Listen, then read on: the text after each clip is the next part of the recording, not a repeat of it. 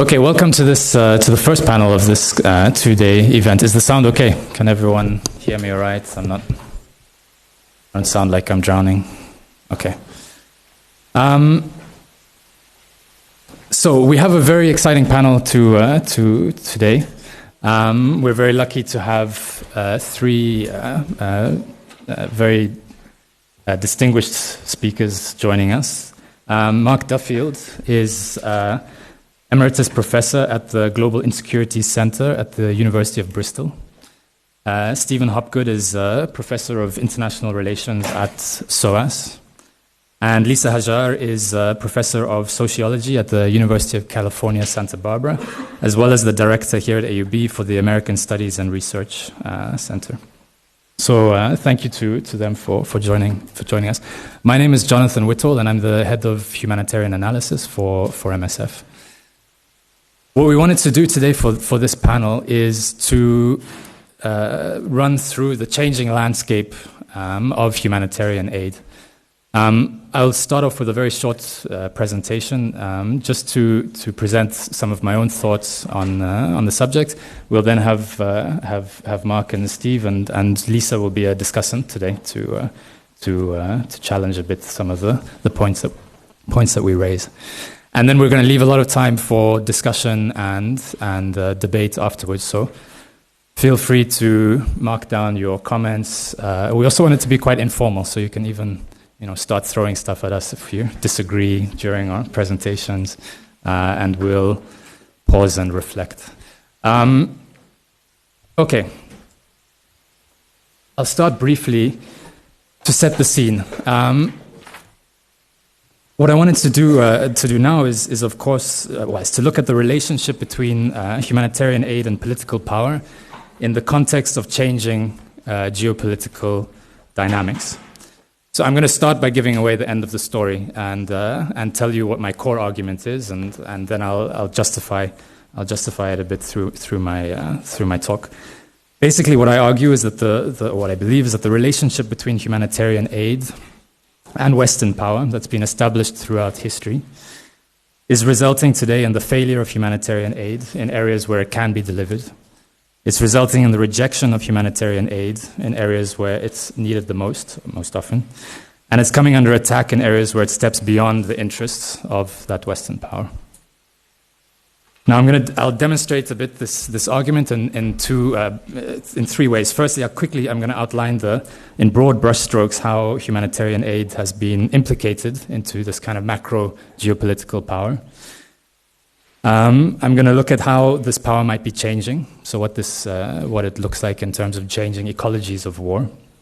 And then I want to be quite concrete at explaining what I think are the implications of this for the delivery of humanitarian aid in conflict. Does that sound okay? Good. So the relationship between humanitarian aid and Western power is well established, and I'm not going to go into too much detail. Other authors have done a lot of work, and including on this panel on the topic. Michael Barnett, for example, is someone who's written extensively on what he refers to as three eras of humanitarian aid. And when we talk about humanitarian aid, I'm referring to the institutional forms of humanitarian aid. All communities around the world provide humanitarian aid. What I'm talking about is the institutions that deliver humanitarian assistance. Barnett refers to three periods, one of imperial humanitarianism in the late 18th century to World War II. He talks about neo-humanitarianism in the era of World War II to the end of the Cold War, and then it's kind of liberal humanitarianism from the end of the Cold War. Now, abstracts aside, what does this mean in the more recent history of how we've seen humanitarian aid implicated into Western power? One of the ways is in the rhetoric of intervention. We've seen how humanitarian concerns and humanitarian language is used to justify intervention. Libya is a very recent and classic example of how a humanitarian concern was used as the grounds to justify military interventionism. We're also seeing how humanitarian aid can be used as a tool by Western political power. A very clear example of this is the polio vaccination that Omar mentioned earlier today, where the polio vaccination campaign in Pakistan was used to identify the DNA, which later led to the targeted killing of Osama bin Laden. But we're also seeing it in more subtle ways. So humanitarian aid is used to build. Well, so during the in Afghanistan, for example, in South Sudan, humanitarian aid has been used to build the legitimacy of the state in a state-building agenda. So in Afghanistan, we saw this most clearly, and we continue to see it to a certain extent, certainly in South Sudan, where humanitarian organizations, many of whom have drifted into becoming not only providers of humanitarian assistance, but also interested in longer-term processes of development. These organizations are often used and are carrying out activities to boost the legitimacy and to increase the capacity of the state. And interestingly, we're also seeing in this very region how humanitarian aid has been used, for example, by the European Union in the management of people's mobility when it comes to refugee flows and refugee movements. So this is something very concrete that we can see in this very region. Now, power is also changing currently. So we've touched a bit on that in the morning and the opening remarks, where we're seeing a trend where there are possibly less troops on the ground, and what I said earlier, less boots on the ground, more boots in the air, where international forces, for example, in Afghanistan, are shifting towards the use more of special forces that conduct targeted killings, often using intercept intelligence. We're seeing a proliferation of the war on terror discourse, where entire communities are written off and painted with the brush of being terrorists or terrorist sympathizers. And we're seeing the implications of a shift in global power, where there's no longer and very often there's no clear single unipolar power willing or able to assert its influence in some of the conflicts. So we're seeing a shift towards a kind of regional competitions of power brokers. Now, what does this mean for humanitarian action? That's why we're here today, is to understand some of the implications of this and what it means for frontline humanitarian workers. What I would argue is, because of the historical relationship between humanitarian aid and Western power, what we're seeing is a clear front line that's been drawn by donor state interest. Now, behind that front line, humanitarian aid is facilitated, funded, supported when it serves the national security self-interests of those donor states. Beyond that front line, humanitarian aid is legislated against, which we see in counterterrorism operation, or counter-terrorism legislation, rather, and potentially it also comes under attack. So concretely, I need some water, wait.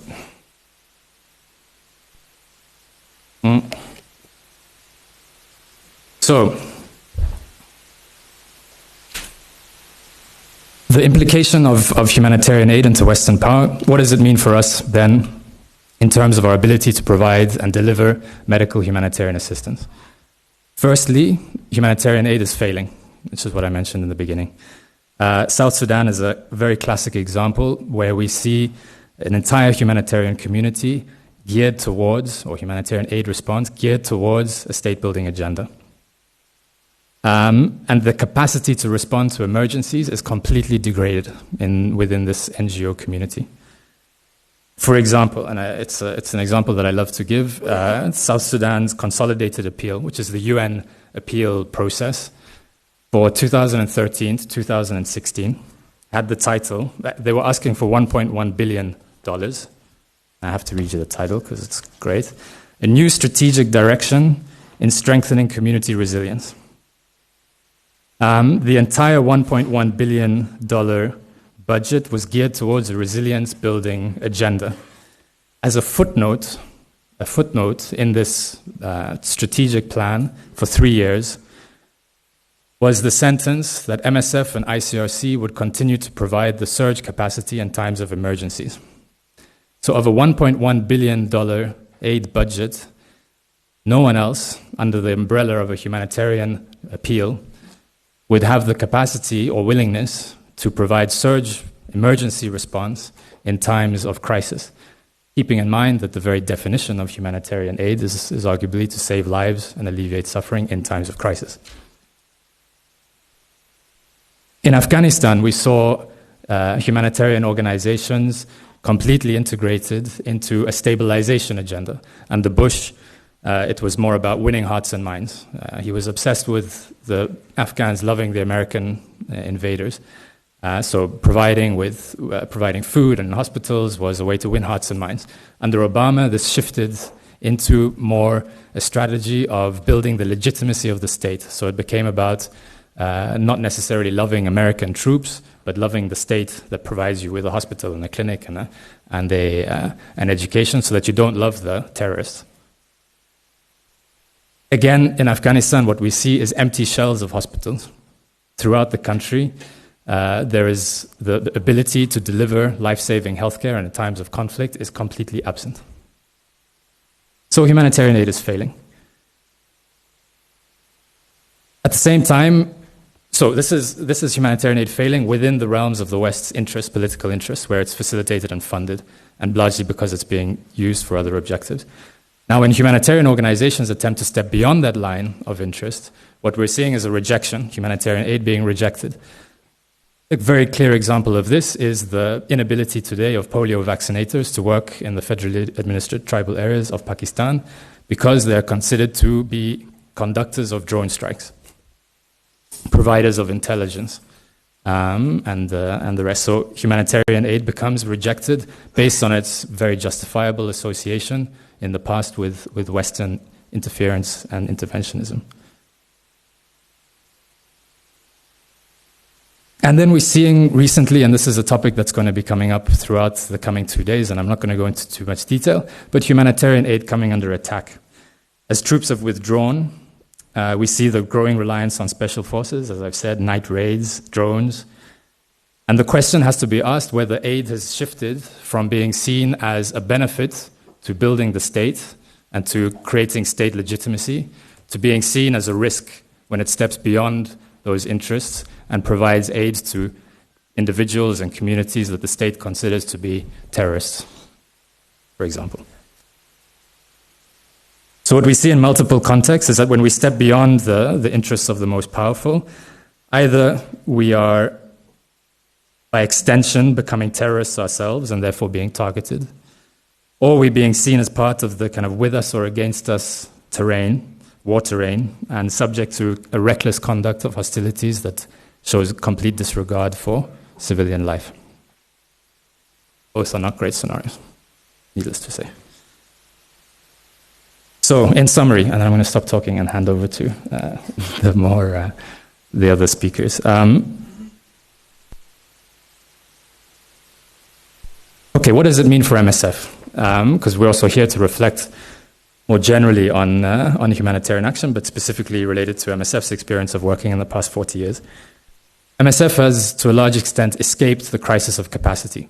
This is partly by design, partly by mistake, in the sense that MSF has invested hugely in its independent fundraising sources, independent sources of income, an ability to divorce ourselves as an organization from state interests by having funding that doesn't all come from states. So 97%, I think it is today, of MSF's funding is from private individuals, which allows an independence of action and allows us to maintain this kind of emergency capacity, which seems to have been so lost.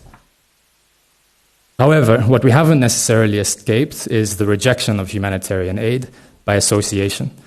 We're attempting to assert our impartiality and independence to work in these kind of black holes of political power, where we are being accused on the one hand of treating terrorists, and on the other hand rejected because potentially of our Western identity. So in conclusion, and then I really will stop, an organization like MSF that has the ambition to operate and continue to operate impartially needs to look at a broader range of tools at our disposal for negotiating access and negotiating the security of our health facilities in these kinds of conflicts. We can't necessarily only rely on the tools that we did in the past in terms of neutrality, independence, impartiality, as some kind of protective fleece that would allow us to operate in conflict. We also need to find new and different alliances that will root us better in the communities that we're working in, and that are more relevant than the deeply compromised NGO humanitarian community that we see today. Which is also why this conference is so interesting and exciting for MSF in terms of having a chance to reflect with a broader community of people thinking about these issues. Thank you. And I'll pass on to Mark, who will take it from there. Thank you. Okay.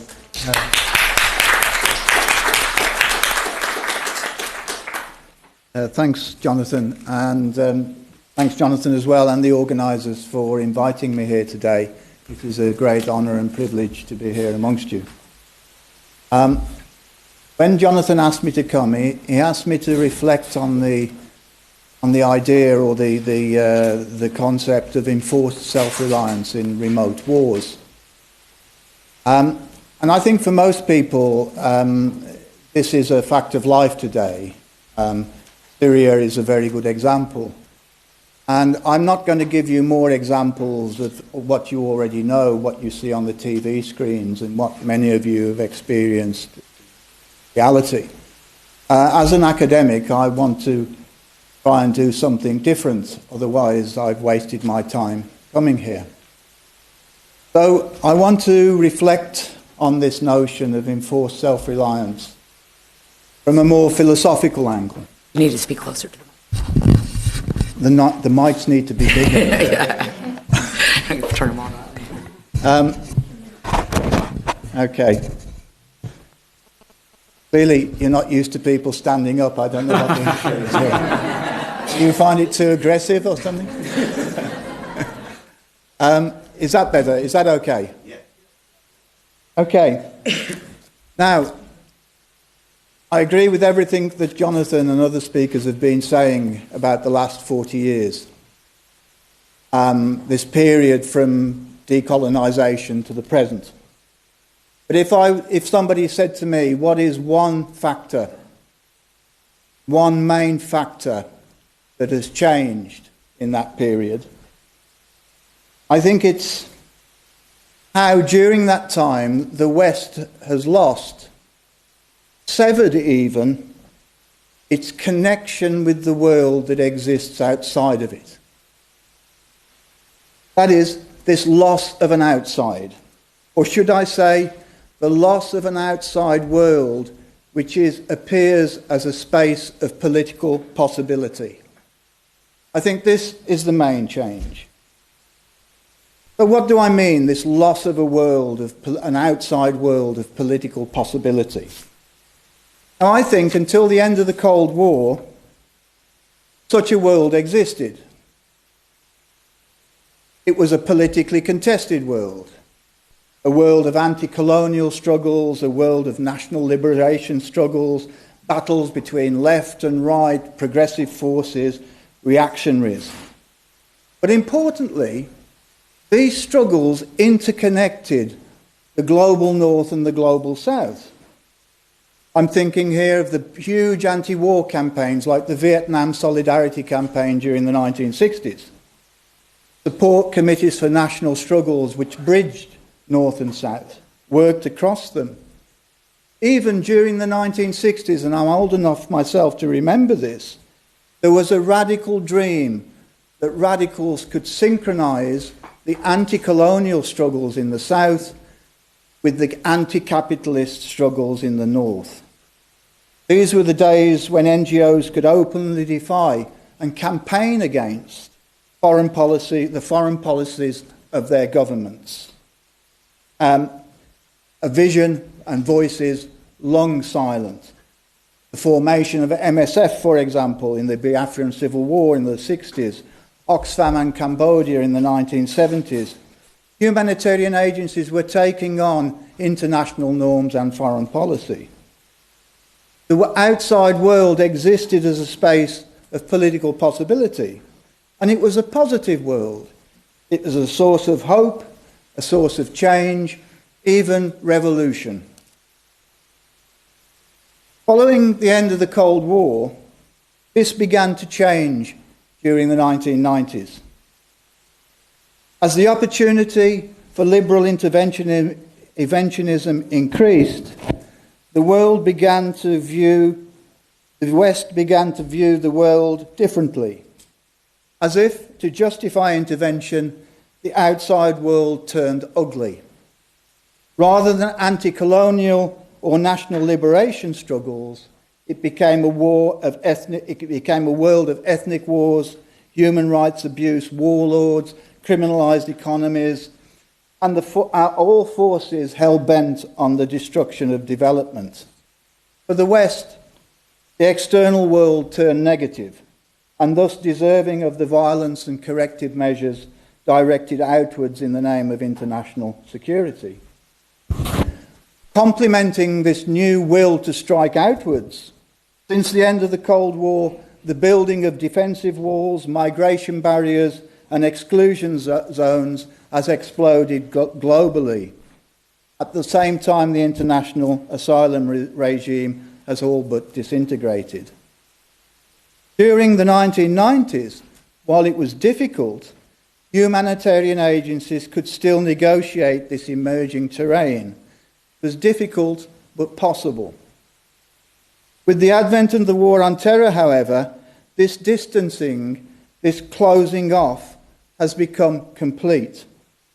Under the totalizing slogan, "You are either with us or against us," there is no longer an outside. There is only an inside. We are all fenced in. The West has closed itself off existentially, politically, and physically from an outside world that is now experienced as unknown, uncertain, and unpredictable. It's a world of very little texture except terrorists and moderates. That's about as good as it gets. Curiosity and enchantment has been replaced by fear and disenchantment. It's the time of the collapse of negotiated access and unrestrained targeting.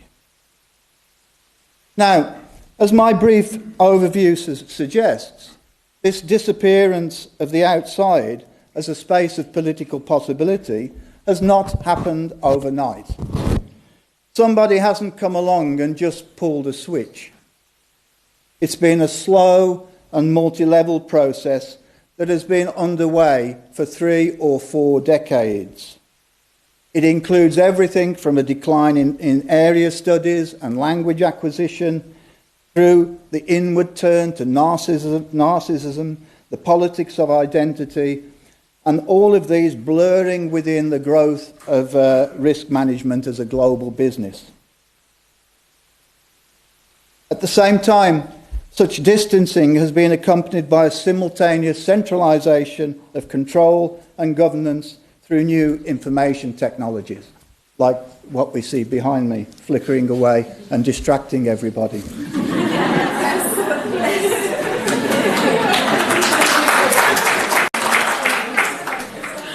In relation to humanitarian aid, from the replacement of telex by radio teletype during the 1980s, onto the satellite phone in the 1990s, and then today, the internet and mobile phones, all of these technologies have progressively seen the erosion of autonomy of field offices as authority and decision-making has been steadily centralised. The growing concern with risk and security over the last decade has simply built upon and accelerated this pre-existing trend. As this centralising trend would suggest, physical closure to the outside world has simultaneously been part of an information-based counter-trend. That is, the digital remapping of the world and the growing importance of all manner of remote management technologies that now impact on everything from humanitarian action to warfare. Now, it's within this radically changed ecology of space and connectivity that I want to come back to my theme topic of enforced self-reliance in distant wars. Now, in a world where the outside of as a space of political possibility no longer exists, what is the likely future for humanitarian action? That is my question that I'm going to pose to myself. Now, apart from the real possibility that humanitarian assistance will become increasingly scarce, I would answer that question with one word, and that is automation. Where the outside no longer exists as a space of political possibility, humanitarian action will inevitably tend towards the automation of support for hard-to-reach populations. It has to. Philosophically, it's watertight. Believe me, I've thought about it. The automation of humanitarian response is not a single process. It is an ecosystem of intermeshing systems and core technologies. Briefly described, it is a commercialized ecosystem shaped around digital connectivity, personalization of response, pervasive surveillance, and importantly, a shift in the ethics of humanitarianism from a politics of solidarity to questions of emotion and emotionality. The backbone of humanitarian automation is global connectivity. Connectivity is a combination of physical engineering, fibre optic cables, satellite relays, private data warehouses, etc., that now interconnect several billion mobile phones. At the same time, connectivity is also the data informatics made possible by that connectivity, by that engineering feat. Connectivity through mobile phones cybernetically transforms disaster-affected populations into distributed information systems that, through commercially provided feedback loops, that is the mobile phone, interconnect disaster victims and responders. Some have called this digital humanitarianism. Now, besides telecommunication companies and digital corporations, the humanitarian sector has been an important player in the spread of global connectivity. The humanitarian imperative, for example, has been widely used to override privacy and the absence of data protection laws in the global south. Now, traditionally, humanitarian assistance has widely operated through community-level organisations and social institutions. It's been based on hands-on field techniques from nutritional surveillance, feeding programmes, surveys and so on. Automation will disrupt all of that system. All of it is being threatened. Not only the community organisations, the local organisations, but all of those skills that many people are qualified in. They're being slowly rendered redundant. In particular, data informatics allows for the personalisation of humanitarian response, totally fitting with data informatics and the issues of choice in the West and consumerism. We now see it right coming down into the field of humanitarianism. Now, this personalisation of response is particularly important in relation to the topic of enforced self-reliance in remote wars. It doesn't seem connected. How is it connected? How can you connect this? The basis of personalisation in humanitarianism is a design function. And its essential design function is to enable people to live off-grid. Now, what do I mean by off-grid? I mean people now forced to live outside of fixed public infrastructures, like commercial banking systems, piped water supplies, electricity grids, sanitation systems, hospitals and schools. Now, it wasn't so long ago that nations and cities once defined themselves, once defined their civility in relation to the universal fixed grid. Through neglect, bankruptcy, and increasingly the deliberate targeting of the fixed grid through war, the fixed grid now lies in ruins across much of the global south. Rather than rebuild this grid, which has gone into international never-never land, new commercially supplied humanitarian technologies are emerging specifically designed to support life off-grid and accept and normalise this condition. It's as if they're being designed to allow people to live in the wild. Sometimes I like to see it as a sort of technological re-entrenching of the development-underdevelopment divide that is underway.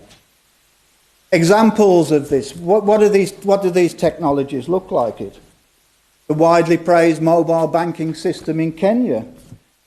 Mobile banking when there is no banks, where you can have banking in the most remote places. Another example, the shift of aid in kind, such as food aid, to voucher systems or cash transfer systems. Cash transfers, like payments, individualise, reduce costs, simplify logistics, minimise fraud, and they're remote management friendly. There's lots of technologies in water now emerging, like LifeStraw and other desalination products that allow individuals to purify their own water, individuals and small groups. There are plenty of electricity solutions based upon mobile solar technologies for individual lighting solutions. We're seeing sanitation technologies emerge, such as biodegradable sacks that reduce faeces to compost, again on an individual basis. Nutrition, we're seeing all manner of therapeutic foods which are now designed for individual or home appliance. You could add here the whole range of internet-based portals on health and education, multiple answer systems, and so on and so on. Now, all of these technologies are designed to allow people to live off-grid. I think that's kind of the vision, where the vision is, if you like.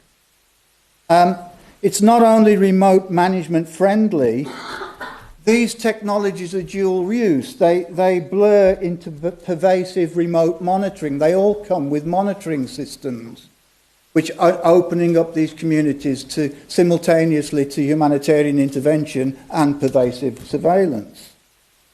The move to cash transfer, for example, is widely associated with biometric registration. Indeed, in less than a decade, as a condition of aid entitlement or citizen entitlement, there has been an unprecedented biometric registration of voters, disaster-affected populations, the chronic poor, refugees, and so on. In Africa, the number of people now fingerprinted runs into millions. Only a couple of decades ago, such biological tattooing was reserved for criminals. But now, to use a term from UNHCR, they're seen as an essential tool in managing populations of concern. Data informatics has enabled the move away from field-based assessment and evaluation techniques towards simplified, remotely managed tools like crowdsourcing, multiple answer questionnaires delivered to affected groups by mobile phone. If you add in new forms of digital early warning, like those being pioneered by the UN's Global Pulse project, we can begin to draw a tentative outline of humanitarian automation. Now, I've given you a bit of philosophy. If that's not kept your attention, I'm now going to move to science fiction. I'm going to give you a science fiction view of how an automated humanitarian system would look. It's a system where populations of concern are contained in or near their countries of origin.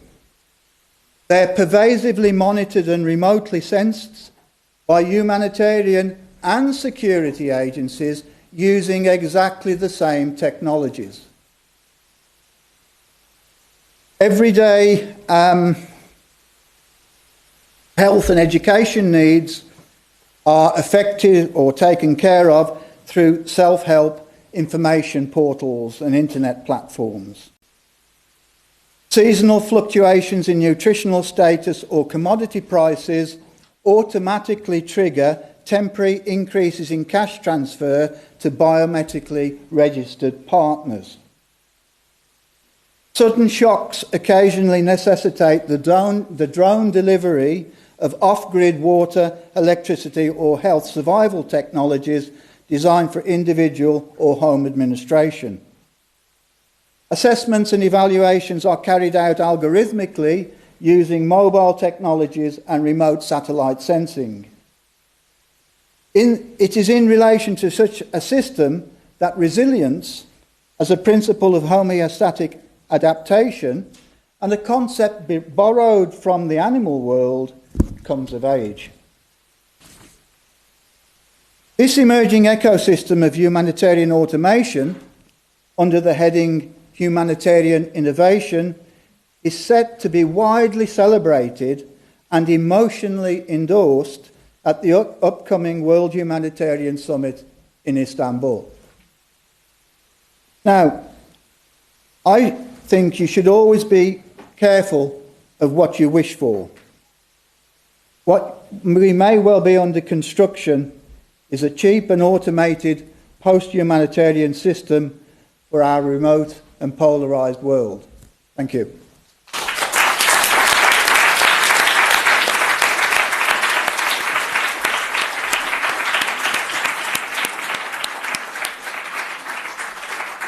Thanks a lot, Mark. Thank you very much, Stephen. Okay, thank you. Thank you to Omar and Jonathan and MSF and the Institute and AUB for inviting me. It's always difficult to go third because, you know, one's always tempted to make sure one's presentation fits with the two people who've gone, and I think there are some overlaps with both. I'm sorry this will be a council of despair. I know it's MSF, so a little bit of kind of self-abuse is sort of, you know, that's partly what you come for, like, you know. But what I always try to position or locate myself in these gatherings. I do a lot of this sort of thing with Amnesty International as well. And partly the way I do that is by saying that my contribution is to try to provoke you to think hard about what you do, hard about the identity of an organisation like MSF, hard about humanitarianism, and hopefully come back more resilient as a result of that. So I just want to make a few provocative points and then hopefully turn it over to Lisa and to all of you. I do have a page here, which I probably won't do, so I don't go on for so long, a page of comments that I've culled from people consulted about the World Humanitarian Summit. Okay, I've got Stephen O'Brien saying it's about protecting our fellow women and men, enabling human dignity for all people who are affected by natural disasters and conflict. Jamila Mahmood in the introduction to the UN's consultation document, the Ban Ki-moon's One Humanity Shared Responsibility, the EU's consultation document, which is dignity, safety, resilience, partnerships, finance, and then the ODI's recent time to let go. That won't be happening, but I'll say a little bit more about that later on. And what I was going to all I wanted to say, having been through all of those, is none of this is going to happen. Okay? The World Humanitarian Summit is going to cost a fortune. It's pulled 100 people out of OCHA's other activities. A friend of mine who used to work for MSF in London, who wanted to go with his small NGO, discovered that even to have a stall will cost him $50,000 to have a stall. It's in Istanbul, Turkey becoming rapidly an innovator in the use of classic human rights abusing technology and mechanisms. But all of this idealistic stuff, it's never going to happen. Okay? We all know it's not going to happen. We all know that all these large speeches are going to deliver nothing. So my first question is, why do we go through this charade? Why the World Humanitarian Summit? How? And as a professional critic, as it were, the reason I could never go and work for an organisation like the UN was I couldn't stand up and say these things as if I meant them. Okay, because if you think hard about them and you look at the evidence, you know that they're not going to happen. Two possible responses to that, which hopefully will run through the rest of my remarks. One is, it's an alibi. It's a way to say, something is happening somewhere, so I don't need to necessarily be too concerned about it. And the other thing I think, and I'll say a bit more about this in a moment, is its redemption. It's redemption, and here I link into things maybe not as theoretically as Mark, it's redemption for a way of life which is built upon the structural exploitation of large numbers of people globally. So, cheap food, cheap energy, cheap fuel, cheap consumer goods, tourist destinations where you'll be safe, where you can go and see nature without getting mugged by the people who are cleared off the streets, all of these sorts of things.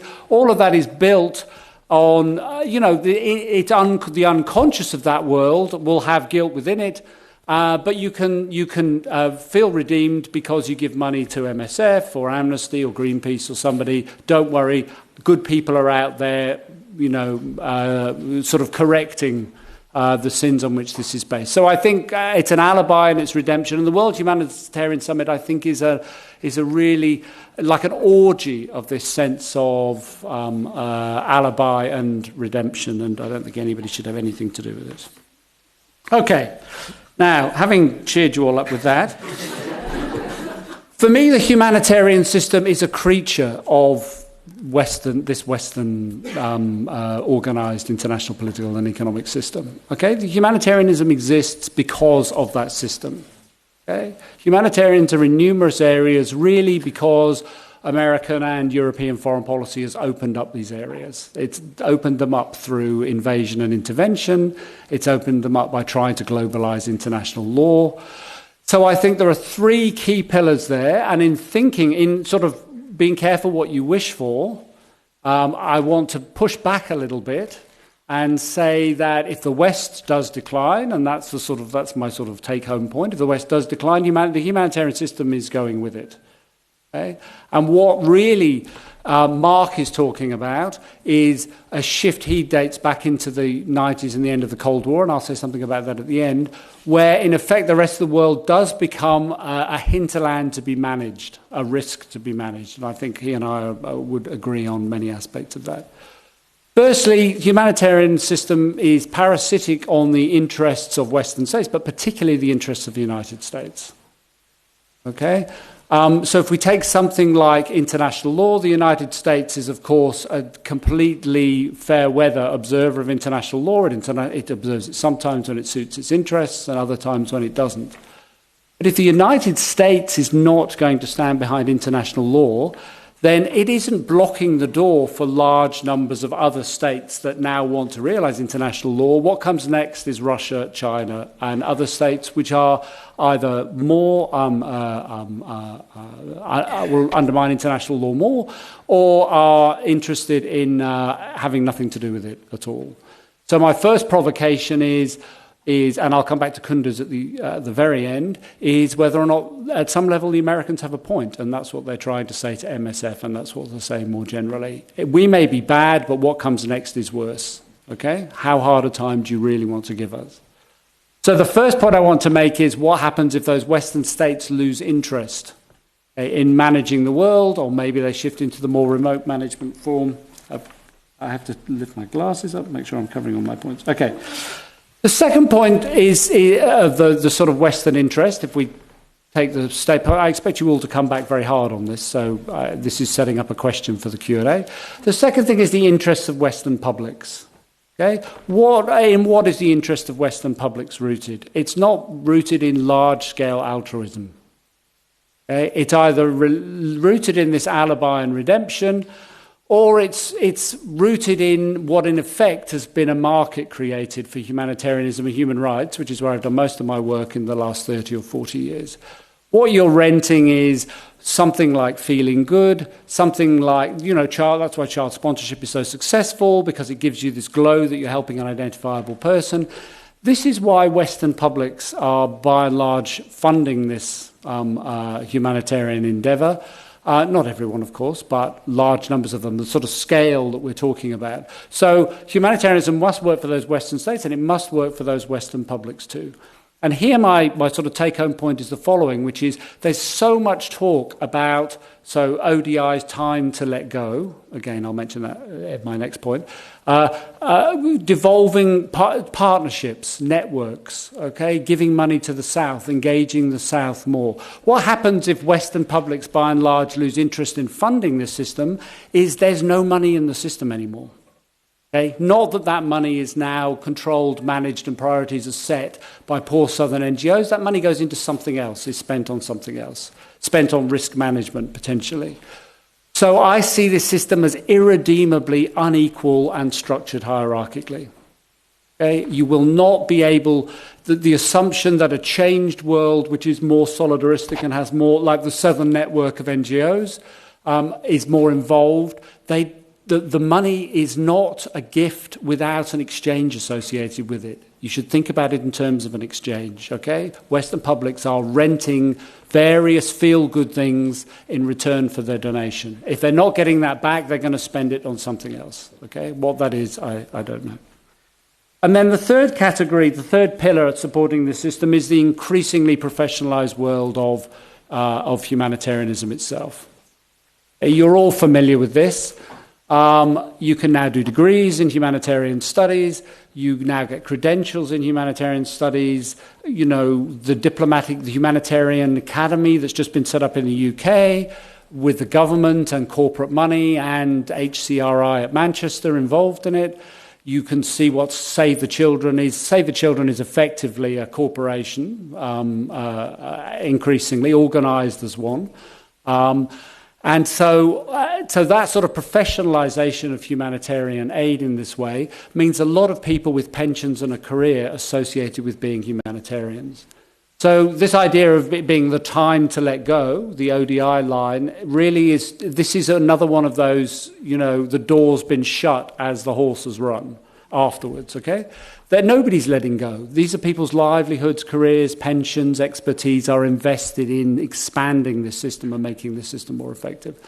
Now, I think MSF has some advantages here because people in MSF generally are dual professionals. Okay? If you're a doctor and you work for MSF, you are already effectively a professional of a particular kind, and then you're within MSF.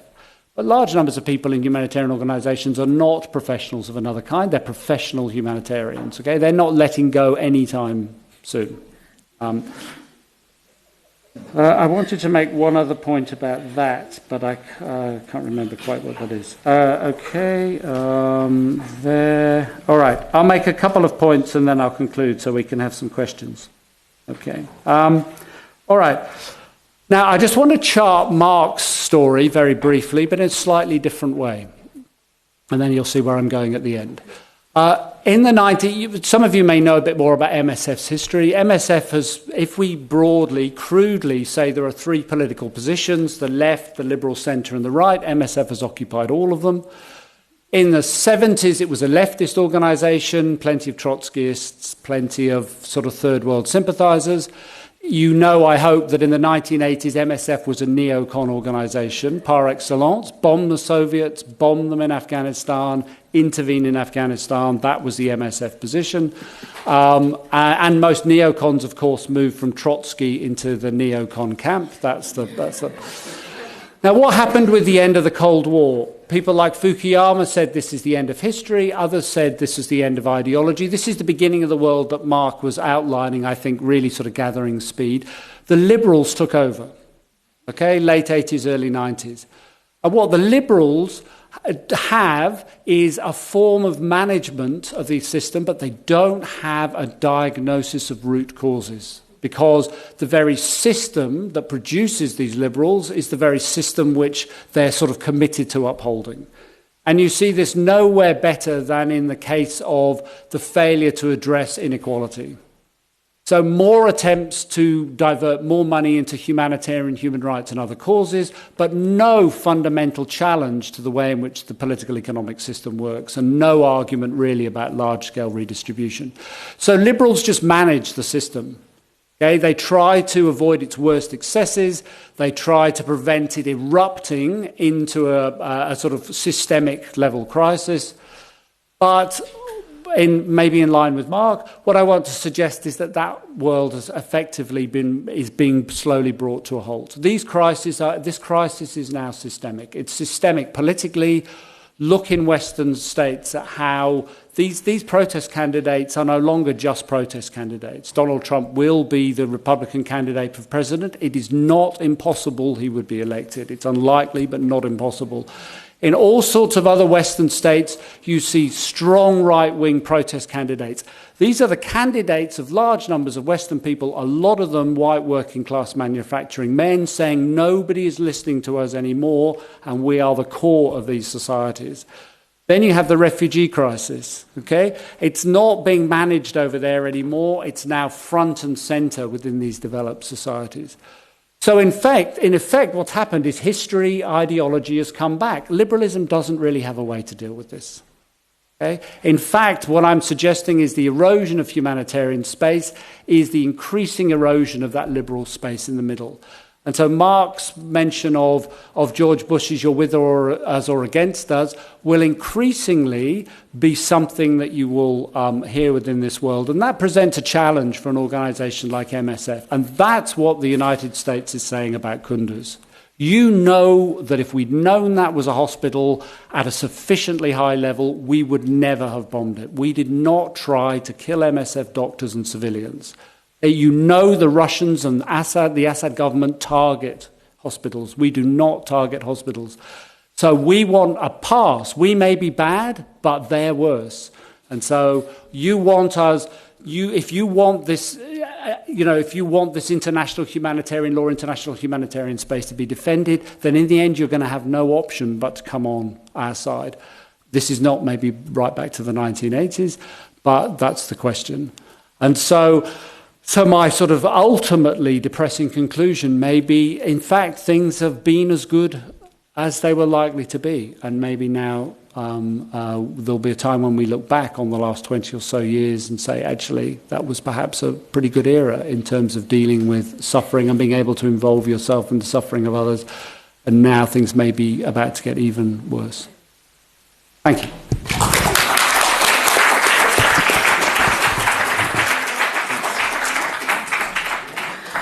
Lisa.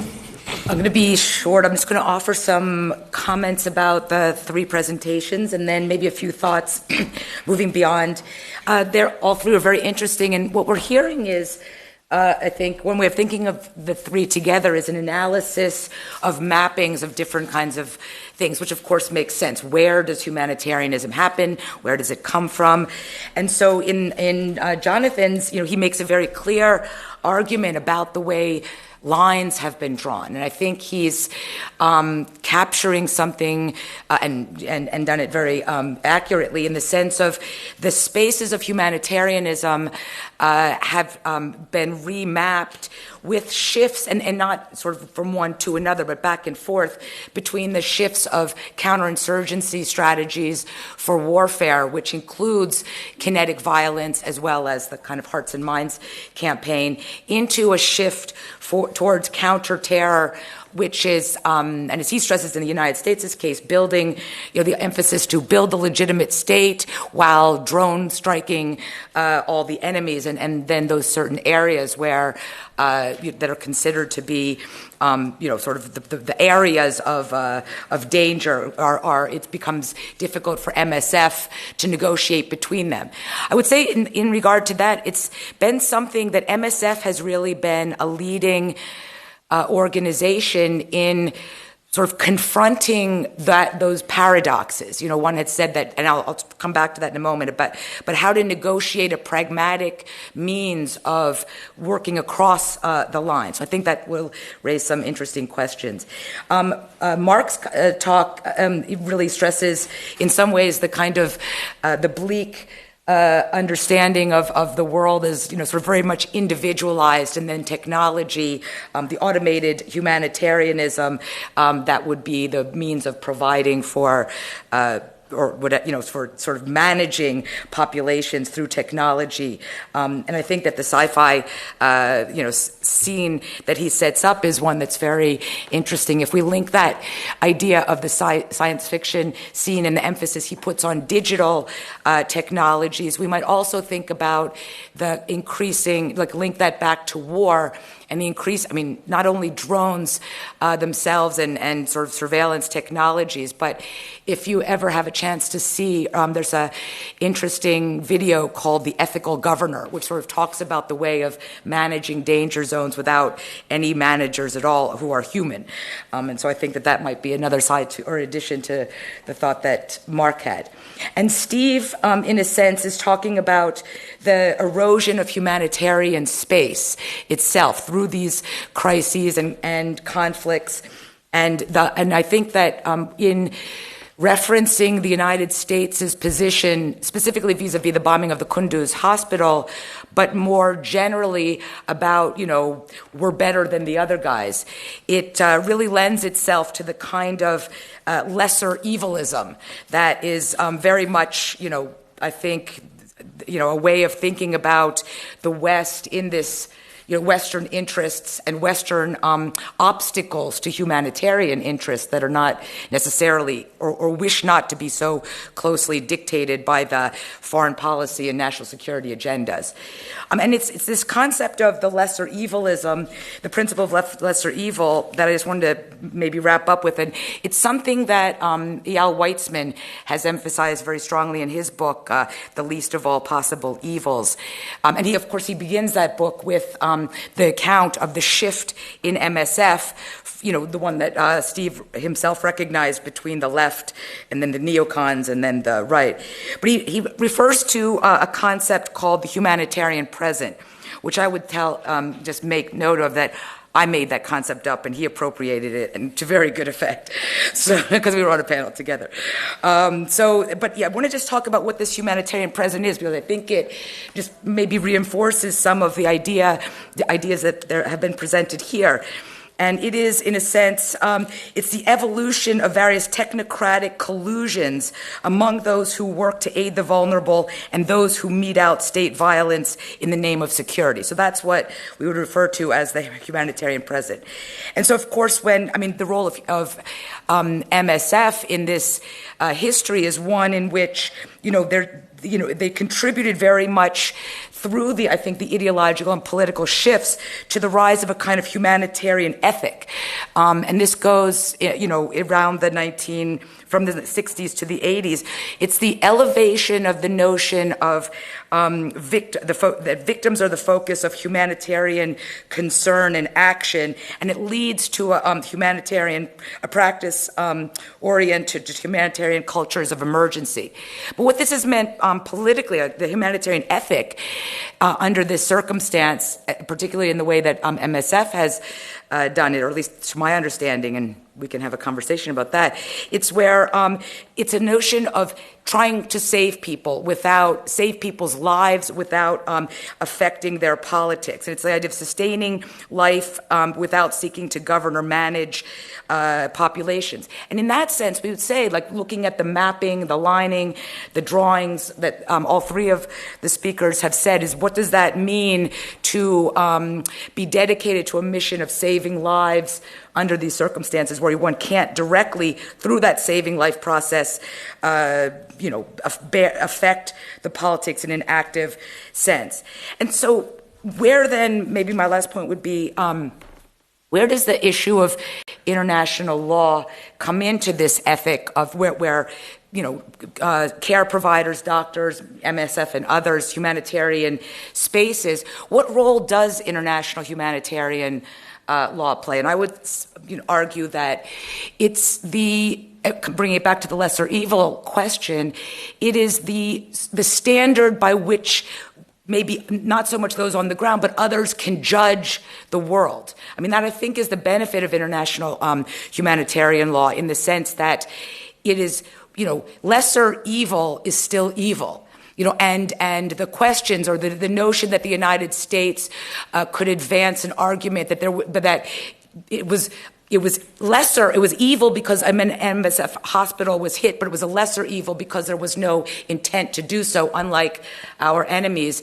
And the question then we would say is we can pull back those same technocratic and intellectual tools and argue against the ways in which violence is perpetrated in these areas because of the fact that even just for example, to make an argument that if you're incapable of effectively using violence, if you're incapable of distinguishing between civilians and combatants, if you're incapable of offering up attacks that are under ISHL rules that are proportional to the objectives, then perhaps, it lends itself to a critique of the violence itself, which seems to have been so normalized. The acceptability of a national security seeking attack mode thing, which hasn't really been pushed back upon in ways that it quite could be. And so I think that for political reasons, for ideological reasons,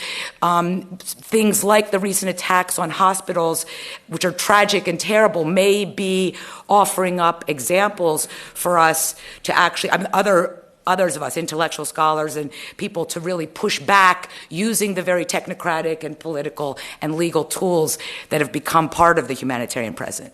Thank you.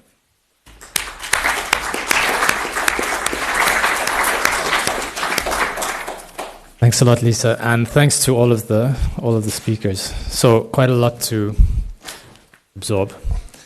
We have quite some time now for a discussion. So we're going to keep it informal. If there's a lot of questions, we'll maybe take a few together.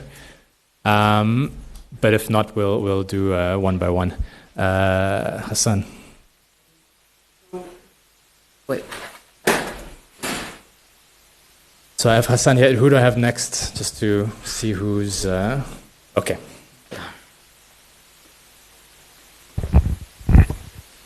My name is Ghassan Absatam. I'm a surgeon working at the AUB.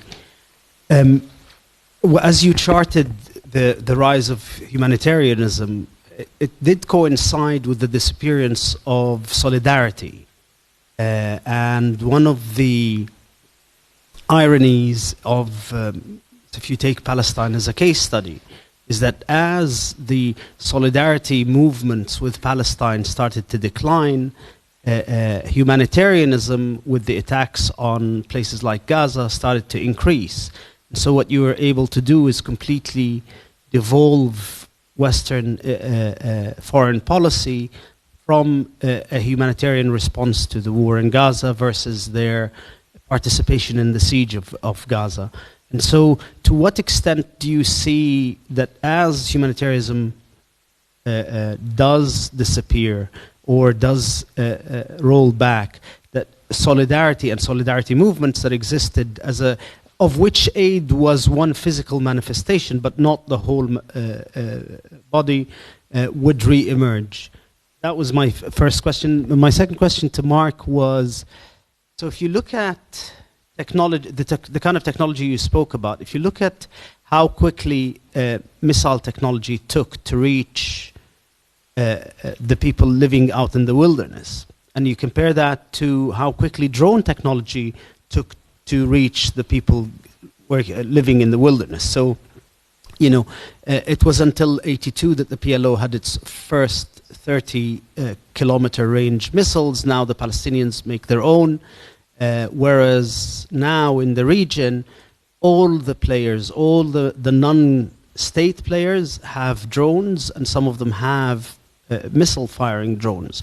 So we can see an acceleration of the kind of technology by which the acceleration of the speed by which this technology is being transmitted back and used back against the viewed oppressor.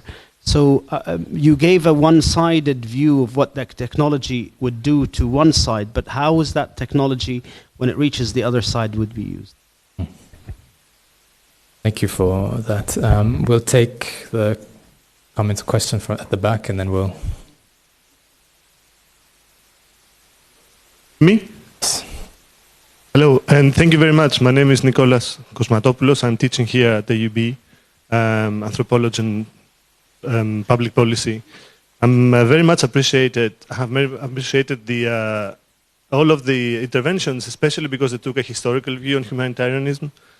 And I think this is very important to go beyond moralist understandings of it and put it in the context of defeat of politics in the 90s. And this is actually my question at the same time.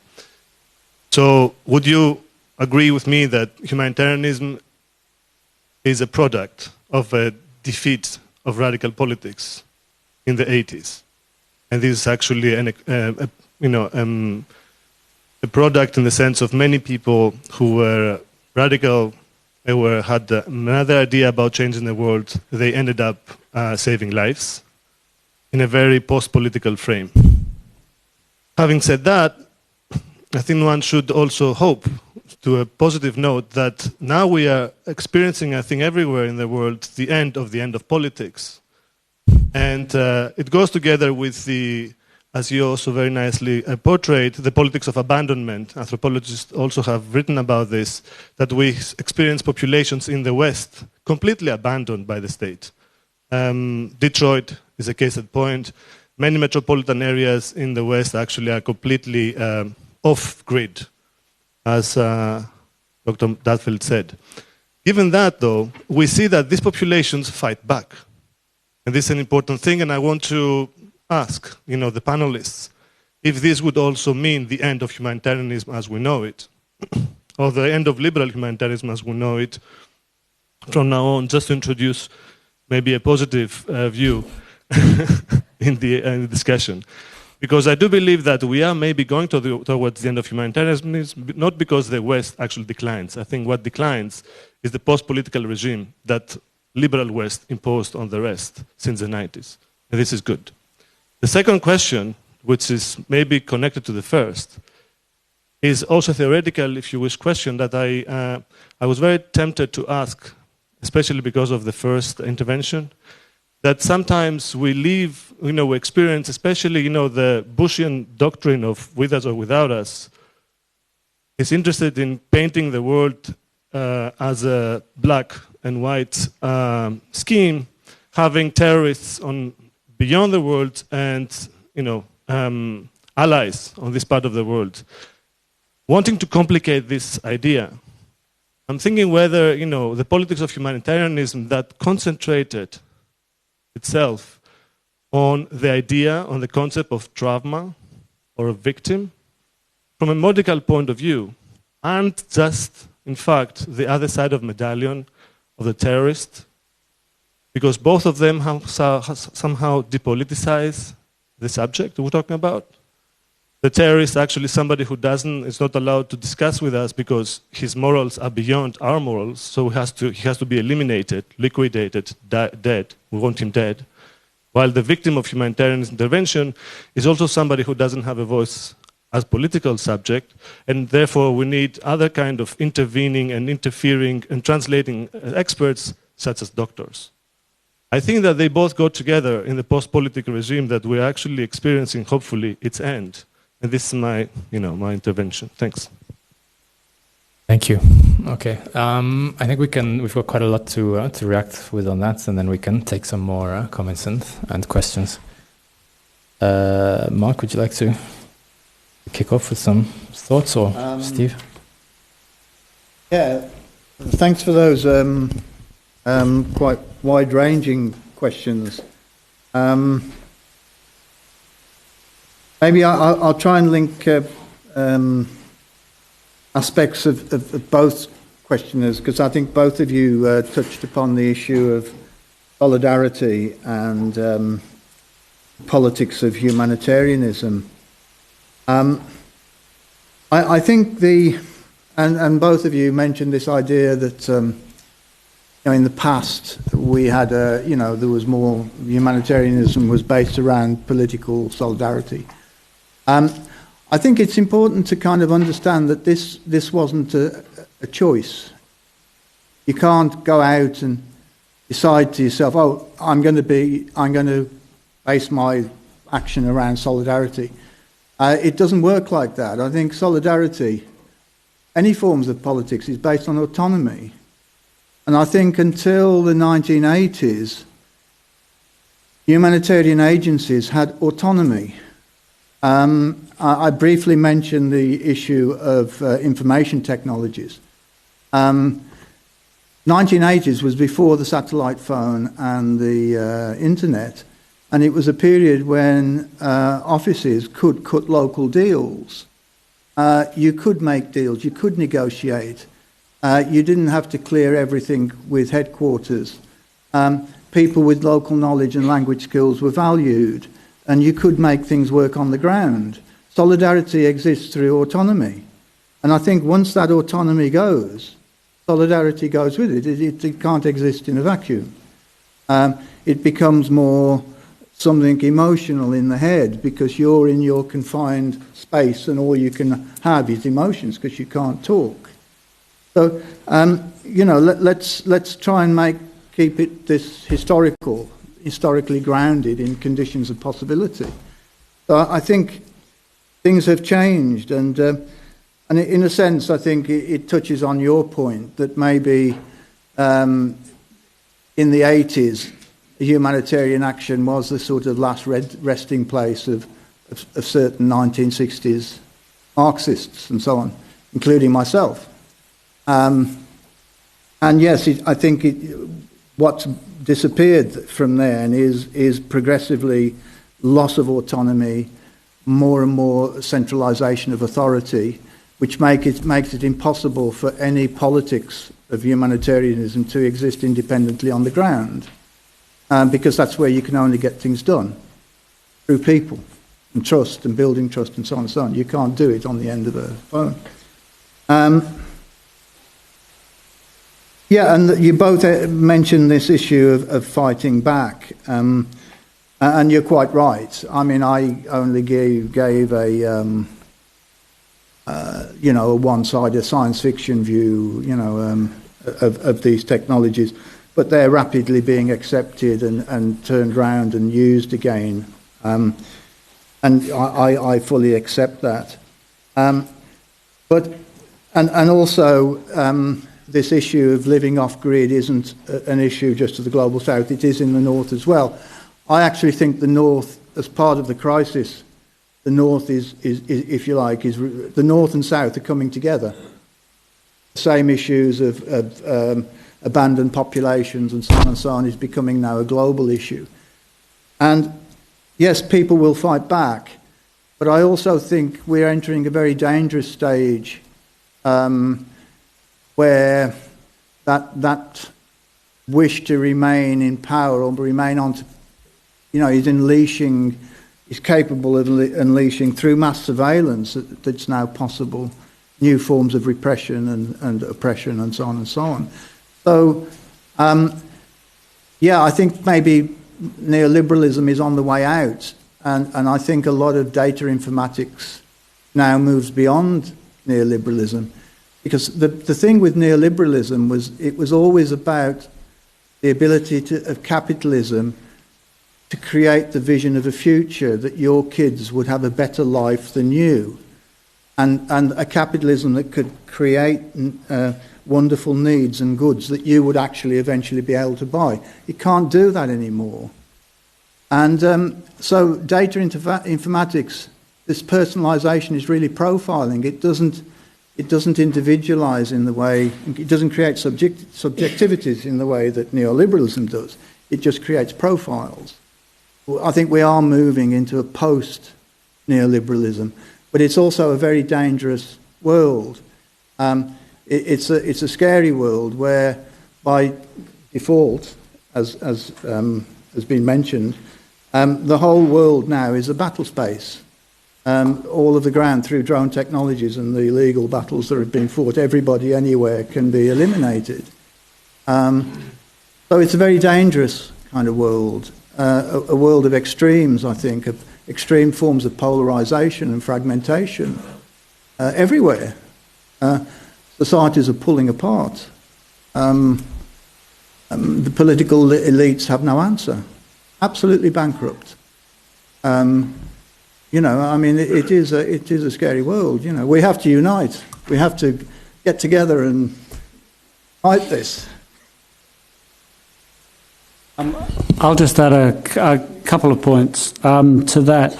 It's important to note this trajectory that at the point at which humanitarianism and human rights really take off in the 1970s, this is the point about where the organised left collapses. This is the sort of revulsion against Stalinism playing out. It's the failure of Eurocommunism.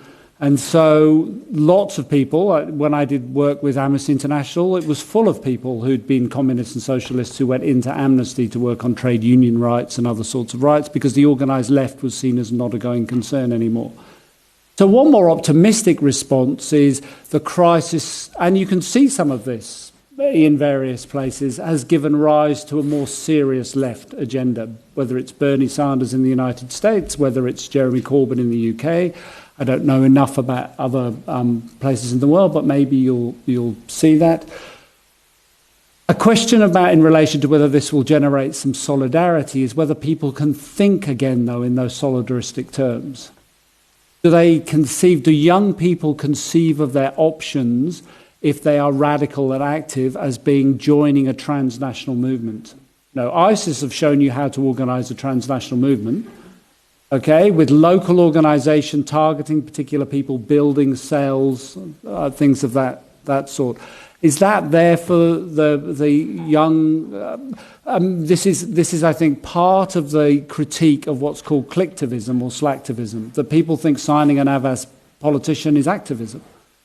Okay, rather than genuinely committing to a cause and organising.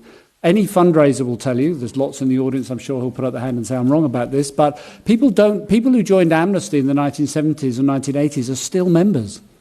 Young people don't join organisations like that anymore. They don't join for 40 years. It's not an identity. They join for 2 years and then they let the direct debit lapse. So it's a very different kind of world in that sense about, you know, the sort of not necessarily being deeply committed over time or being committed to very narrow and particular causes. The second thing I want to throw in there is, for me, and so here's my sort of crude Marxism. For me, the end of the political world was a world in which effectively what had happened was the sort of affluent middle class had secured a position within this world from the late 80s, early 90s onwards, in which it was going to become increasingly affluent and increasingly wealthy. I walked around Beirut yesterday looking for signs of that affluent middle class. They're everywhere, in the marinas and the developments downtown, and you can see all of that, but it's obviously a very small group of people. Now, the question is, these are the people with the money. These are the people who are often most active in supporting human rights and other organisations, you know, international campaigns of one sort or another. Which way will they tip? Okay? So you're either with us or against us, presumes a world in which they have to choose. They are opinion formers, professionals. They're people with surplus time and money sometimes. They're people who can really influence governments and they have a voice internationally. Which way will they tip? And that, for me, is the big question. Will they support progressive causes and, as it were, go with the liberal left, or will they support counterterrorism and combating ISIS causes and go with the centre-right to the right? And that's what you see across most developed countries, that struggle. Are we more worried about being blown up at home? Are we more worried about starvation and inequality overseas? And that's the sort of hidden side of the growth of inequality. Another tranche of people who have a stake in the existing system because it's made them very affluent. Now, are there then enough people at the level below that? You can see what's happened to unionisation and organised unions in most of the Western world. These were the organising grounds for collective action against governments and against social injustice. And they've been eviscerated in many developed countries. So where will that organisation come from? Where will people come together physically in numbers and organise around forms of resistance? New political parties, maybe. But as I was saying to Mark a little bit earlier, maybe something worse, maybe what we haven't seen for a long time, which is serious organised violence in Western developed societies, where the Trump supporters who see him destroyed in the election, okay, will then become much more militant about trying to make their voice heard. Maybe back to the world of the anarchists in the late 19th century, something like that. I just wanted to come on off the back of that, at the risk of saying something positive on this panel. This isn't a positive panel. That's all, I presume that's coming next. It's a low base to build. I did want to make one point. I think because of the relationship between humanitarian aid and Western power, we tend to emphasize, when looking at the current moment of humanitarianism, we tend to emphasize the current political moment of Western politics. And I think there's something to be said about emerging forms of humanitarianism, how humanitarian aid is being rethought in different societies and different contexts. We have colleagues here from Brazil, I'm from South Africa, where the very notion of humanitarianism is to a large extent being linked to a very different political moment, to the kind of humanitarianism that emerged out of Western power. Now, that's now to counter that with the realism of often that's being suffocated by what you've identified of the World Humanitarian Summits, co-option of different forms of humanitarianism in order to remain relevant, grasping at straws of Western humanitarianism, attempting to, again, co-opt these small flourishings of solidarity movements into the sinking humanitarian sector. So we're trying to rearrange the chairs on the Titanic without necessarily looking at other forms of humanitarianism that are emerging and how they're articulating those struggles. And that's where Maini mentioned in her keynote address this morning the aspect of how HIV/AIDS impacted on humanitarian work, particularly for MSF, where MSF found itself engaging with community movements of activists in Khayelitsha and Cape Town, where it was about solidarity. MSF's role was about its particular added value, not as an organization necessarily parachuting in from outside, but working alongside patient movements that were organized, in the case of South Africa, around trade unions, around the history of struggle against apartheid, and what that meant for the struggle in access to treatment when it came to HIV. So I think there's just to counterbalance a bit maybe the some of the points expressed, and to reinforce I think some of your comments at the back there. Lisa, do you want to add something, or should we go for another round of? No, I'm not going to add anything. I just say that hopefully somebody ask a question about drones, because then I'll sort of respond to Ghassan's later. So we need a drone question. We've got Vin Kim and who else? And then you. Okay.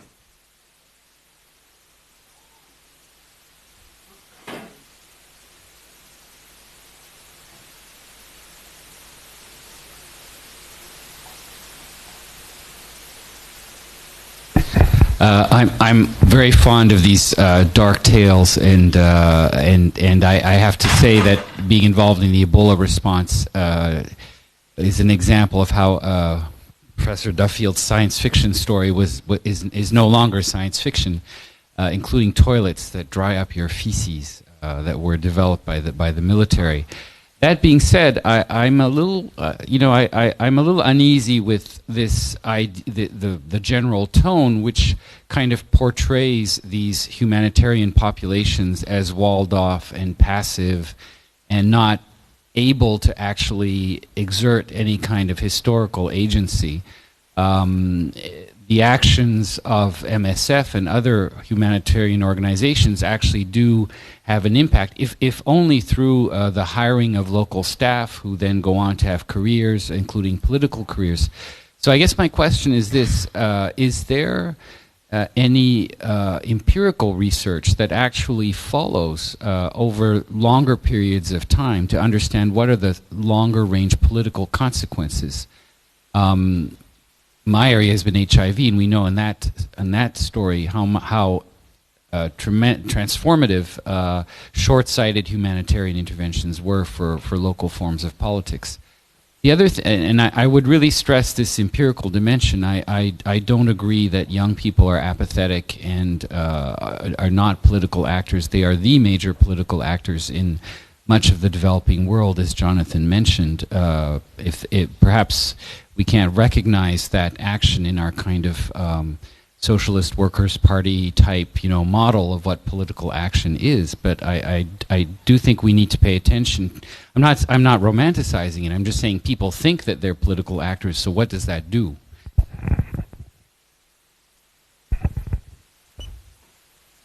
The question is here.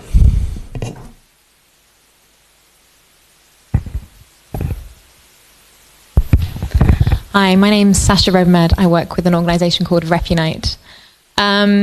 So the first point I want to make is just to sort of push back on, I've been hearing the West a lot, and, it's not, the West is not completely homogenous, so just sort of push back on that.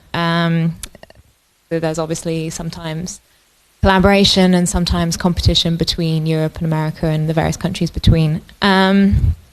And you've also, you started to go into that with mentioning Turkey and Russia and NGOs in the Global South. So perhaps we could go into that a bit more. The other thing is, my other question and point is, so at Refunite we use mobile technologies to help reconnect refugees and IDPs with their missing family and friends. So Mark, your comments about automation were really of great interest. Clearly the first question, bringing up the points of technologies of violence, that was a really great point to make.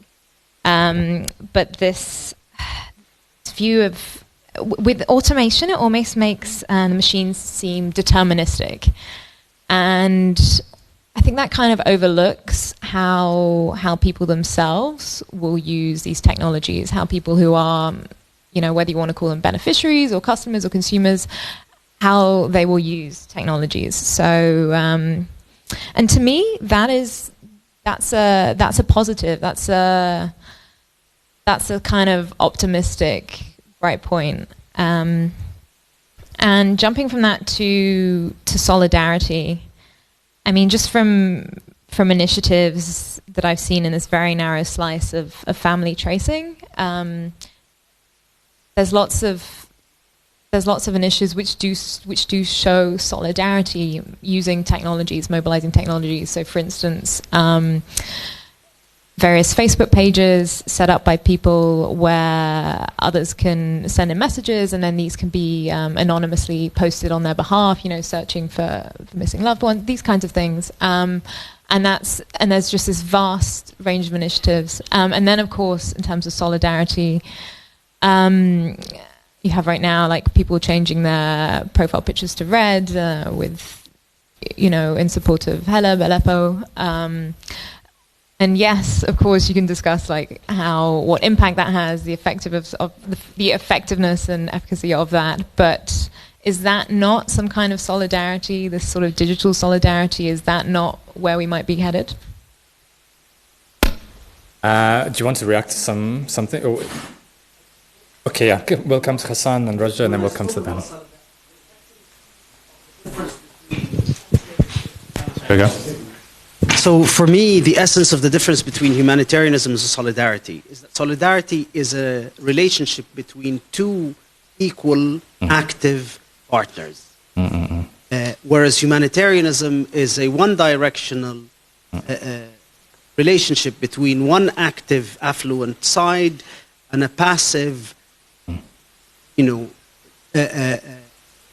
deserving poor. And the channel is the white man's burden towards the deserving poor in little brown children in the South, but whereas the solidarity movements that grew out were as enriching for those in the North as they were enriching for those in the South. No, I fully agree with that.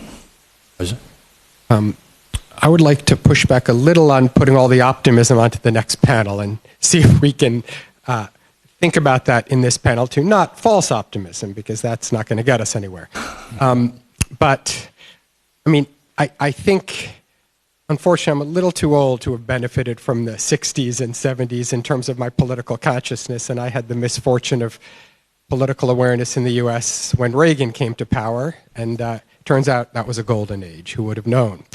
But I think that part of what we're talking about here is not only the collapse of the South, the collapse of the left, but the fact that you had victories for ideological movements in the 50s, 60s, until the 70s. You had the whole decolonization movement in which many, many countries gained independence. That's a concrete historical positive development. And at the same time, you had what you would call the strengthening of the middle class throughout the West. You had power, unions had not yet been destroyed, income inequality was more reasonable, and I think that led to levels of North-South solidarity around issues. And since then, I think we do have to face historical realities that these days there are an awful lot of negative trends, and you could just take first and foremost the most extraordinary ballooning income inequalities that this world has ever seen within wealth creation. So if that trend continues, it's very hard to see things in the future in anything other than a dystopian way. And so I think, the question and maybe comments would be, we don't have an overarching ideology, to me, that's positive. Liberalism is not an ideology. It's a management system. And as has been said, the only ideology is religious ideology, an extremist ideology, which is reacting to the hard-to-deny fact, especially in this part of the region, that the dominant outside powers, democracy and human rights, are fraudulent in terms of their practice. And so if ISIS is the only one saying it's fraudulent and you don't have anything organized, this is what you end up with. And I guess to turn this into a question, to what extent do either the panelists or the audience see education, social media, and what is called identity politics, which I'm not a big fan of, and I do think it splinters, but you clearly have young people all over the world being very active in the US and outside around either identity politics or whatever you want to call it, the Black Lives Matter and Occupy in the US. These things are happening, but they're certainly happening in what we'd have to say is a negative historical context. What would it take? And what are the signs? And do we need an overarching ideology? Or is there possibly something good about not having a large overarching ideology around which to organize? Or does that mean that it's just very difficult to do something meaningful historically? Thanks. I think should we come back to that? We should. Otherwise, come back to the panel. I'll just make a couple of points. There's so much in there, and lots of that I agree with. There are more positive stories to tell. So the income inequality is beyond. That's why there's I think a systemic crisis. It's too great. So it's possible. The classic vision was the state rescues capitalists from themselves by taking their money away and redistributing it. They take it through taxation and they redistribute it to balance things up, and then you don't get the same level of social revolution. So perhaps more... Beirut. They pulled the plug. This is still working? Okay, so that's one possible response. Also, some of you may well have read the work of people like Steven Pinker in Better Angels of Our Nature, where he says, look, the chance of dying horribly, accepting certain particular crises, is vastly lower today than it's ever been historically.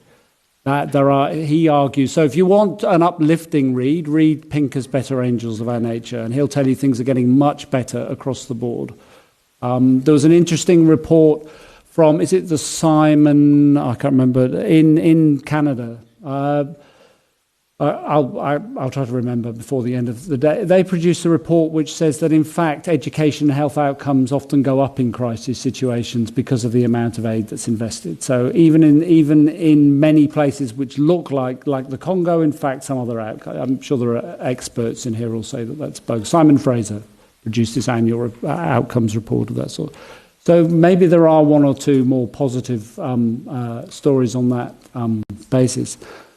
On the point about dehomogenizing the West, of course, that's absolutely right. There are a lot of very active young people in the West and elsewhere.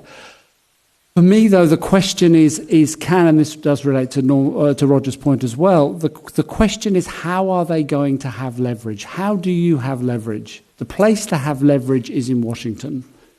If you can have leverage in Washington, such that, for example, the pressure to hold the torture lawyers to some kind of international tribunal or domestic tribunal, or have a more open court of inquiry into what happened in Kunduz, this is where you need to focus attention. I'm skeptical about transnational organization, digital or not, actually providing any, the US is just desperately trying to stop what's happening in Syria in any way it can. It will tolerate Assad, it will reach a deal with the Russians, it will do anything just to stop that from happening.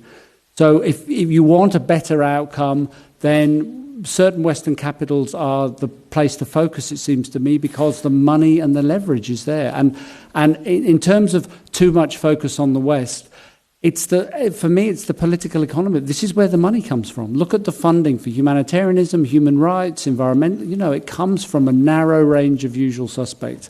So in talking about the new middle classes in Russia, India, China, Brazil, South Africa, the new influx of money in the system is Gulf money. Okay? Money from Qatar, money from Saudi. Very specific. Where are the billions and billions of alternative dollars going to come from into the international humanitarian system? I'd love somebody to put up their hand and say, you don't know what you're talking about. The Brazilians are going to contribute X billions of dollars. But as we can see, the ruling elite in Brazil and South Africa is in worse trouble than the Western ruling elite. The idea of the BRICS as a coming force. So that's why it's too rooted in the West, yes, but I don't necessarily mean the West in a, and I'm certainly not idealizing that. I think it's deeply exploitative and neo-imperial. But look at the political economy of the funding of all these activities, and it's overwhelmingly in a handful of 10, 12 Western states, former European imperialists and their successor colonies.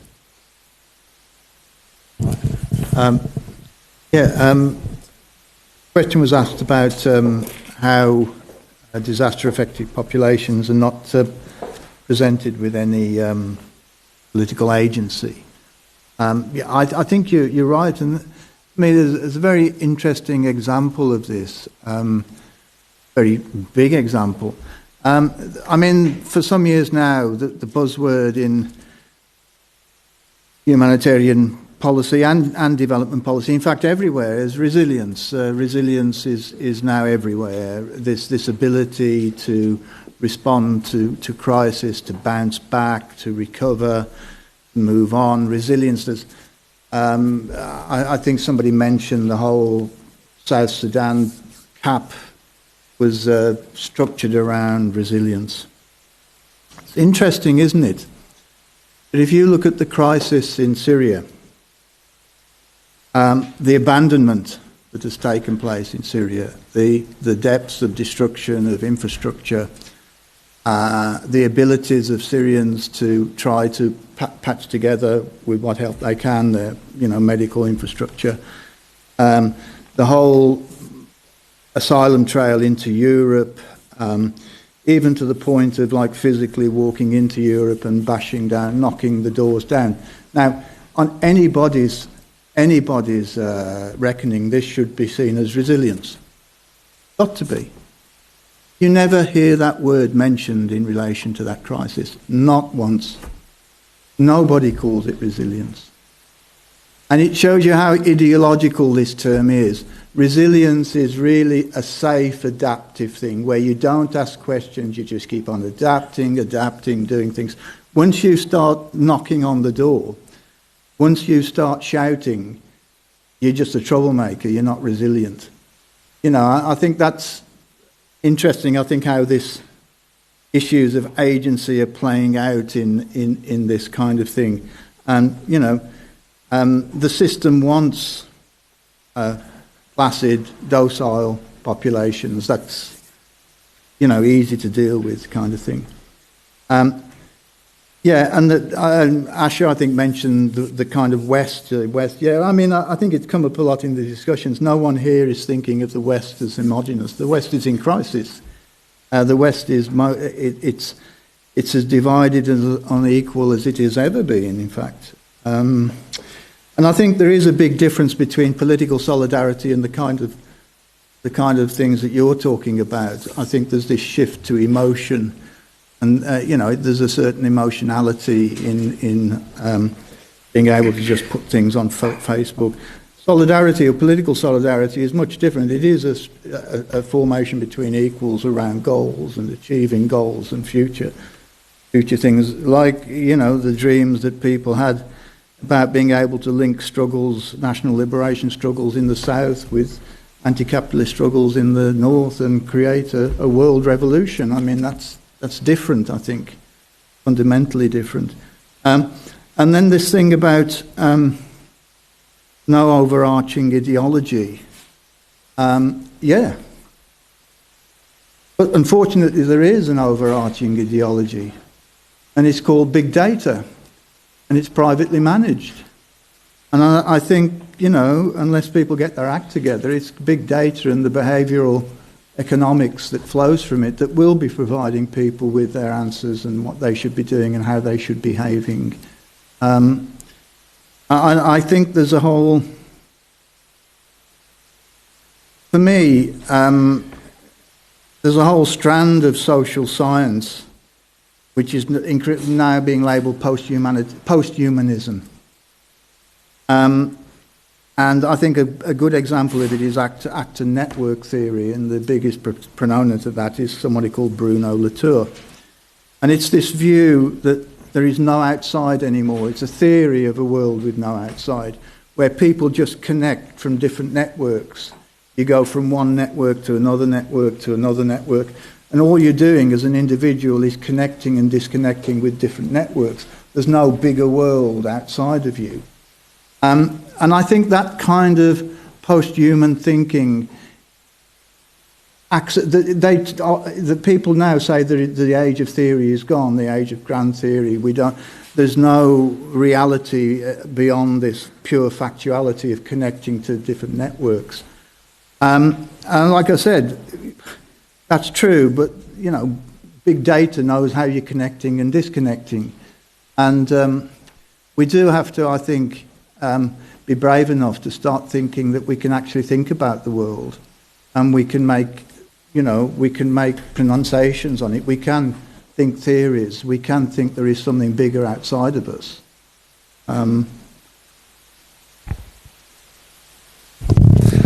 Thanks, Mark. I'm just gonna abuse the microphone for 1 second and make one last comment, and then I think we've run out of time, so I'll leave the last word to Lisa. I think just to come back to this notion of solidarity, because I think it's a critical one, and I think it's maybe a positive note that we can. Well, okay, never mind that. But I think there's an element of for those humanitarian actors that are not retreating with the tide of Western power. We see a lot, as all of the panelists have pointed out, and particularly Mark, of humanitarian actors working at an increased distance from the patients in the case of medical humanitarianism.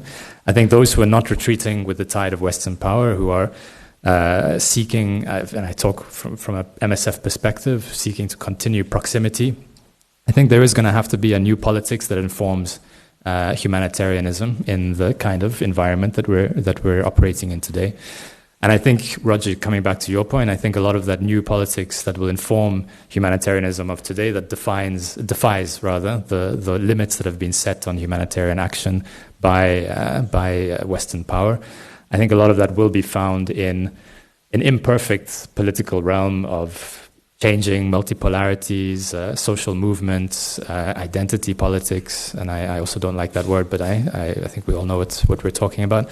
And I think it's going to be a messy search for alliances, but it's going to force a politics of solidarity as well. I think those who want to work beyond the limits of Western power are going to find alliances and solidarity in an equal relationship that isn't based on the kind of power dynamics of the past. And I think that's something that will define define things going forward, or could define things going forward.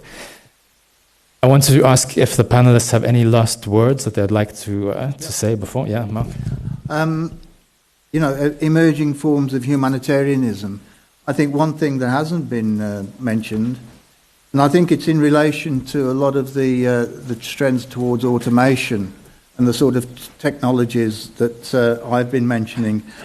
Many of them are being developed by the private sector and the commercial sector, for-profit companies. And I think the key, that system that I described as science fiction isn't a kind of, it isn't a humanitarian system. It's a post-humanitarian system. And I would argue it's post-humanitarian in that it's just a logistical exercise.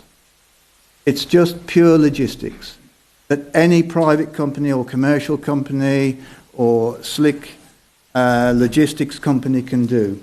They can simply deliver commodities to populations contained in areas, and they can maintain a level of life. Now, once humanitarianism simply becomes a logistical exercise, everybody, I think, would agree it's lost something. The something is gone. Because otherwise, just employ a private company, some company with drones and aircraft and so on, and just let them deliver it. So what's missing? And I think that's what we have. What is the thing that's missing? What is it that makes that look unattractive? And what is unattractive about just giving Amazon or a logistical company the task of supplying these areas and everybody step out? What is unattractive? If you can tell us what is unattractive, you can tell us what humanitarianism means. Yeah, I guess.